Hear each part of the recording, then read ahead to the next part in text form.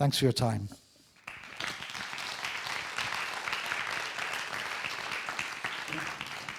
Thank you so much, Steve. You want both? You want both? I'm doing a bad handoff. As a guy who's afraid of heights, that picture just freaks me out. So now we're going to hear from RJ from Core and Steph from Canyon and their playbook for cultivating brand champions. Come on up, gentlemen.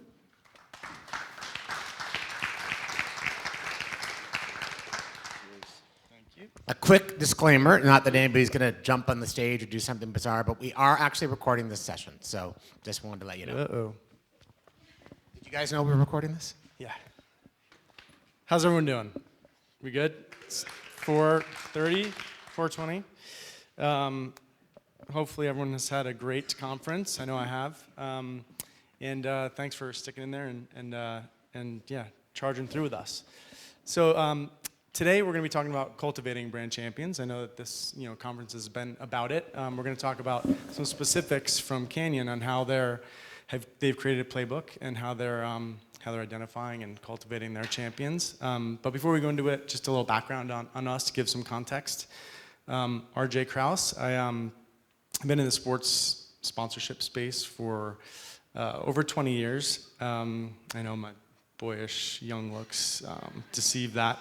But we built a platform. I founded a company that built a platform that helped athletes connect with brands early on. Interestingly, actually, Elliot, who talked earlier, was one of our original members. So when he talked about racing motocross before mountain bikes, he and his brother were actually on our platform. So we helped him get some sponsors early on and connect with some brands. But we evolved as a company into a sponsorship analytics platform, helping brands primarily understand the exposure and value that they're getting out of their ambassadors, athletes, teams, leagues, and really focus on helping to understand the ROI on what their spend was. And then about 2 years ago, we were acquired by Core Software, who I work for now, and had been working on the same problem from the other angle. So looking at sponsorship management, how can we make that more efficient, and everything from contracting to activation. And so we kind of put the two together to help on the whole life cycle around sponsorship. And I only mention this because we're going to be going through some things here that showcase some of what we do and how we work together. But I'll turn it over to Steph here, if you want to give a little background on yourself. Yeah, hey everyone. I'm Steph Wyman. I'm head of sports marketing for Canyon. I've been in the industry 25 years myself. Again, equally boyish good looks, I think. And charm. Yeah, absolutely. I sadly really lacked the talent to be a professional athlete myself, despite having all of the endeavor to try, and ended up hopefully helping athletes from the brand side. So trying to look at things a slightly different way, trying to maximize the benefits from both sides and educate really. And luckily enough, the last 2.5 years I've been at Canyon, and we've gone from being a real challenger brand to being somewhat of a leader in the industry and having professional sports at our heart. The company was founded only using professional athletes for marketing. Ad spend's always been an absolute minimum for us. So it's a great environment for somebody like myself to fall into really. And we use a Hookit platform for all of our reporting to the board, and it's transformative for us really. Great. So I'm going to channel my innermost Mark here, and I'm going to be asking some questions of Steph as we go through this. Talk about how they cultivate their champions. Go through some anecdotes as well, but. As you're developing, and this is obviously through the lens of a brand, but any of you properties or rights holders out there, I think you can take some of this to heart as well when you're kind of on the other side of the table. And as Elliot mentioned, talking about the importance of understanding and being really clear about your vision as a brand. Before we get into the playbook, I wanted to get into that because that's of utmost importance. You can't really have champions of your brand unless you really understand what your brand is about, what you value, and being able to convey that to your partners, right? So Why don't you tell us a little bit about the Canyon brand and what makes it tick and what you're trying to put out there in the world? Yeah, definitely. We've come from this pro sport background where we have a few core goals as a brand, but inspire to ride is what elevates above everything else. So for us, it's a pretty wide brief, to be perfectly honest. And there's a lot of different bikes, a lot of different people in a lot of different places. So ranging from aspiration right through to inspiration that we've seen on the hillside today, and trying to put all of those things together is it's pretty difficult, particularly in a challenging market at the moment. So everything we do comes back to inspire to ride and how we evaluate what that means, and it can be very different depending what bicycle you're riding, because the people looking at that bike are also very, very different. Mm-hmm. Yeah, and that's the key, is to start with your brand in mind first, right? Know who you are, make sure it's very, very clear, communicate that to all of your partners. So getting into the playbook, really we look at 4 tent poles. So once you've made it really clear what your brand is, what you're about, what you value, the first step is really identifying the partners, the champions that fit that brand. It's critical. A partnership, and I think this has been talked about a few times throughout this week, but working with partners that believe in what you do and vice versa is critical. So that's step 1. Once you've done that, then activating those champions is key, and activating them in the right way, in an organic way, is critical. From there, really justifying the value of those partnerships, making sure that the entire company, the entire organization knows where the value comes from and what's creating that. And then lastly, when you come in through renewal time, when you're prospecting and identifying new potential partners, you need to, especially in this day and age, use data in your decision making. Can't just be a gut feel hip shoot anymore. You really have to use data to base a lot of your decisions on. So we'll jump into number 1, which is identifying the right champions. Steph, take us through how you guys do that. Yeah, so we have to really try to understand the portfolio of athletes that we already have, and be really honest with ourselves, and try to take away heart-led decisions, really, when it comes to this. I think in this industry, it's pretty old school, if I'm allowed to say that. I hope I haven't offended anybody. But the way that people do things, it's really sad. It's really, there's a really sad bro network out there. I think it's something that's really, really common, and it's something that we're breaking those barriers down, and we really have to start to understand what people can give us, and we have to earn the trust back. Even the last few years, everybody's becoming far more informed, and justifying the value of an athlete is one thing to the board, to get the value given to me, to give to them. But athletes are very, very aware, teams are very, very aware of what their value is. And in order to earn the trust, we have to complete this cycle. The only way we can do that is by making sure that we're not repeating additions to our portfolio, by taking heart-led decisions. So we really have to use our minds and use analytics to look at this, to see where our audience could be with an athlete, what their likes are, how those people can connect with other people within our portfolio, and how we can inspire them from the people within our portfolio. Mm-hmm. So first step is making sure that they kind of check the box of the value-driven side of things, right? Match the values of your brand, and then, are you guys looking at different audiences? So, you said, first you look at your portfolio and kind of who you're reaching. Are you looking at audience data and kind of personality and that kind of thing to decide who to pick next? Totally. Particularly demographics in terms of the countries. We sell in a lot of different countries. And you can be really surprised at where people's key audience is. It's not necessarily split by language now. We can have English-speaking people with massive audiences in South America, for example, and vice versa. But also their likes and dislikes. We can see on the Discovery Tour here, so for Fabio Widmer, cars and motorcycles, absolutely massive for him. And for him, fortunately, he knows that. He knows his audience really, really well. And for anyone who follows him, you'll have seen him racing around a MotoGP track just a couple of weeks ago with Red Bull, actually.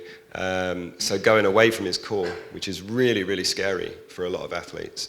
And we'll speak about some other non-cycling ambassadors that we have later, and it's very scary for them to put bikes on their channel to see how they're going to be perceived. But we know how they're going to be perceived by using the Discovery tool. And we know where that's going to rank, how many people are going to be into it. So we know if it's going to be authentic to us. And it really, really helps. And it can be very, very surprising to the athlete themselves what their followers are into. Yeah, yeah. And so using that that ethos, you guys had an announcement recently about a new ambassador that maybe wasn't a normal kind of cycling play. But you want to talk about that a little bit? Yeah. It's a huge bike, by the way. Yeah, it's a big, it's a really big bike. I'd like to see that bike next to like a regular sized person. Yeah, I mean, I can't ride it. It's really big and it looks tiny. It looks like one of the slope bikes or a BMX. But it's a regular portfolio bike. But one of the first things I had to do when I was working at Canyon was work on LeBron coming in as an investor to the brand. And fortunately, he saw some good things in what we were doing, which is really good. And he invested in the company. And he really loves bicycles. He really, really loves them. And there's a wonderful article with him written by Jason Gay in the New York Times, I think, some years ago, 5 or 6 years ago. And it was a basis of us trying to do some kind of activation with him. And with all of our non-cycling ambassadors, the most important thing for us is that they love bikes. And we don't want them to be apologetic bike riders, because there's a lot of people that have bikes as a guilty pleasure, and particularly from other sports, particularly from motorsport, actually, because it's seen as like a contradiction that you like a bit of gas and you like bikes as well. So it's very, very important to us that they're authentically showing bicycles. Previously to what I do, I've been in various roles within the industry, but also been a manager for lots of leading athletes, and gave them some information to them that was really different to what they'd had from previous managers. For example, if you had somebody who really wanted to be linked to a watch brand, they'd always been told, never show a watch on your channels. It's the worst thing you can do. No one's going to come to you and give you a watch or give you a deal because you're already wearing a watch. Why are they going to come in and challenge? But for me, I'm never going to give somebody a bike, let alone a paycheck, if I've never seen them on a bike. I'm just never going to do it. So we started putting sunglasses on riders who wanted Oakley deals. We started putting watches on people's wrists who wanted deals with Garmin or deals with Breitling or whoever it is.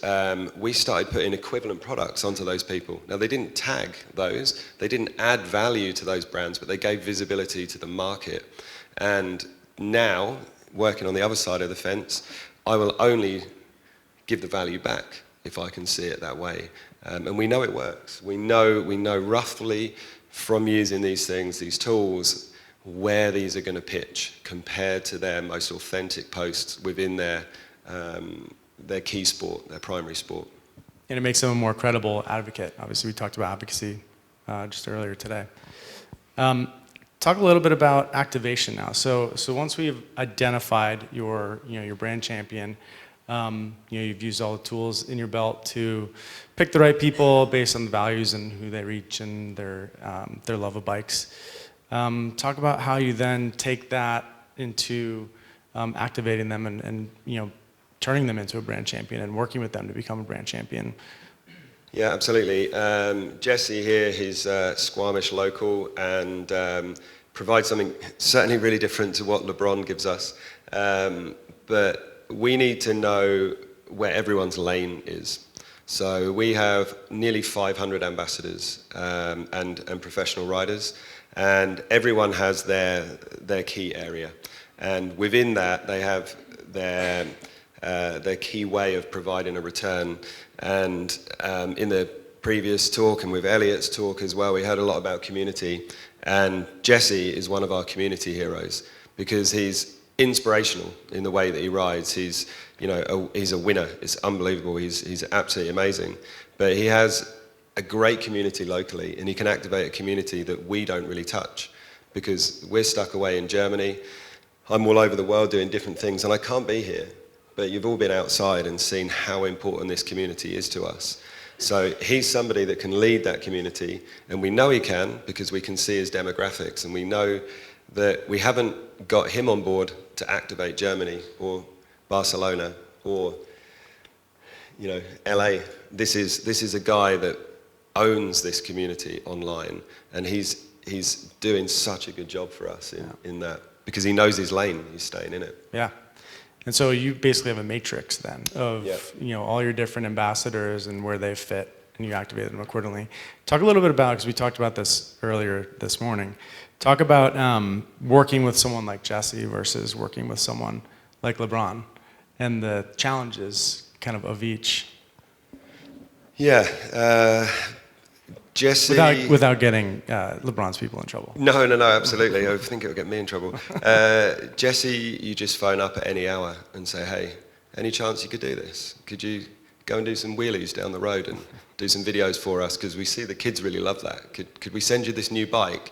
And, he's really receptive to it. He's also really intelligent, really aware of what his audience want and like, and really prepared to say no.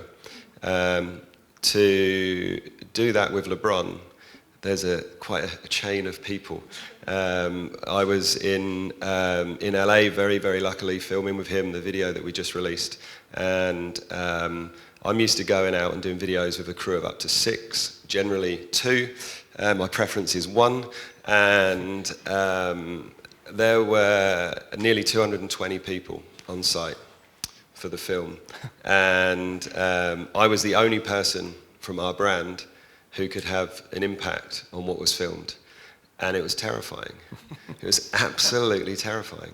I didn't know who those people were, and I couldn't remember any names. It was awful, but wonderful and an amazing experience. And he was one of the most professional people you could work with, and so were all of those 220 people. They were absolutely brilliant, but everybody knew their job. Everybody knew their lane. Everybody had one thing to do, and he had total trust. He had total trust that the person doing the makeup, the person doing the bike, the person, behind the camera was the right person. It's such a different environment, but again, it comes back to trust. Trust in values, trust in the people around you. But it was different. It's a lot more work, probably. Yeah. And that's something that you should take into account, right? Is that even though maybe an athlete like Jesse has a smaller following, a smaller audience, he might be easier to work with than a larger athlete that has a massive audience, but it's going to be much more difficult to get some of your content out there. So we'll switch gears real quick on the activation side and talk about content. So obviously a lot of your athletes, and in this case we're talking about Fabio, I don't know if anyone's seen his content on social, but it's absolutely epic. He does some really crazy things on a bike. Talk a little bit about how you work with your champions on creating the right content and how it resonates with the Canyon brand. Yeah, so I was Fabio's manager prior to coming to Canyon, and he's with Canyon Bikes now, which is a wonderful coincidence. We had situations of him where we were going out to brands and we were saying, this is where you will get a return from Fabio. But brands came back with a preconception and said, no, we must have Instagram posts, we must have YouTube videos. But they're not looking at the trends, the change in the trends of what's happening. What you can see on these 4 posts is the one on your left is a lo-fi video taken by his athlete manager now, Alex, just on his phone, as he rips past and he's about to do the most terrifying jump, and it's got 27 million views, and it's just a phone clip. But we can easily go out and spend 7 figures on huge films, massive productions, with lots of people there and lots of stress. But just a phone clip can be amazing if it's right for that person. But also the channels, you can see here just one channel, and these are all posts. But we go down to the photo, which was brilliant and amazing, and I love photographers, and we have loads of them on our books. But just the return for the brand for that from him is incredibly low compared to just a lo-fi clip. So knowing where to put your resources is really, really important. We've got somebody in the audience here, Braden, who's done high quality video for us, so not a lo-fi clip that's had 1 million views. It's absolutely his channel, his audience, detail, length is completely different. So for us, knowing our channels is really, really important. Knowing our athletes' channels is really important, and moving with the times. So understanding now, the last years, we spoke about it this morning, the last years, a single Facebook post will have always been our most valuable post for Canyon. Just one, and all the rest will be other channels. But there's always one freaky Facebook post out there that does really, really well. And this year, I think, for the first time ever, it'll be a YouTube short that will be the most important for us. It's completely different. And I guarantee you, every single athlete on that hill today, particularly in slopestyle, because I did half of their contracts, they won't have YouTube shorts in their agreements. Nobody's asking for YouTube shorts. Our most valuable post will be a YouTube short. So yeah, it's just knowing that, evolving, that evolution is just so important. Yeah, you got to stay with the trends for sure. I mean, short-form vertical video has really, I mean, just in the last 2 years, especially with TikTok, and Reels has become the format. So you have to be able to change with the times for sure. And that needs to be thought about as you're activating your champions. Okay, so we've found the champions, we've activated them. You've spent some money doing so on both accounts. And so now you have to justify this to the board. And I know with athlete programs, it's sometimes difficult to do. Right, your Google ads, your Meta ads are very easy. You know exactly what you got out of it. Talk us through how you justify what you're spending and how do you expand it? Yeah, so we're reporting to the board based on MAV, so maximal advertising value. We derive that number from the promotional quality. So we really take the AAV number, so the adjusted advertising value, and we link that to the contract value that we're paying to an athlete. And then we work out what the promotional quality score should be.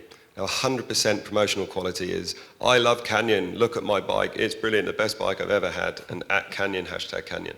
And it generally makes people unfollow, a little bit sick in their mouth, and we have completely opposite return that we want. So we are targeting 28, 30% through to 40. 35 is our goal, that's what we base our numbers on. So we take the adjusted advertising value, which is a multiple of the contract value that we're paying, and then we use a 35% target, and then that gives us our MAV target for the year.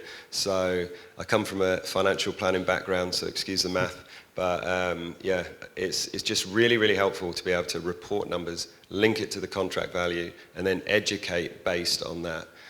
So if we don't hit that number, it's not their fault, it's our fault. We haven't educated and we haven't inspired. What Elliot said earlier, we have a certain number of posts in a contract, we don't. So we have authentic posting going forward. So anybody that gets a new contract from Canyon, we want authentic visibility, because we know that if people go out and they do their one post and it costs $1,000, like Elliot was talking about, it's great. Like he said, if he's inspired, he does 2, and it's cost half the price. So we start pairing people with really exciting people to them, different industries for them, great events, great places. We get more and more posts and the value goes down. Mm-hmm. And then they have to trust us that we'll give them the right value back. Yeah, that's that's so great about when you kind of shared how you're using some of this data is that we have this data available. We developed this promo quality. It shows you kind of 100% is basically looks like an ad, 0% very bad promotion. And it's really cool to see how staff and the team have used that data to basically build it into contracts.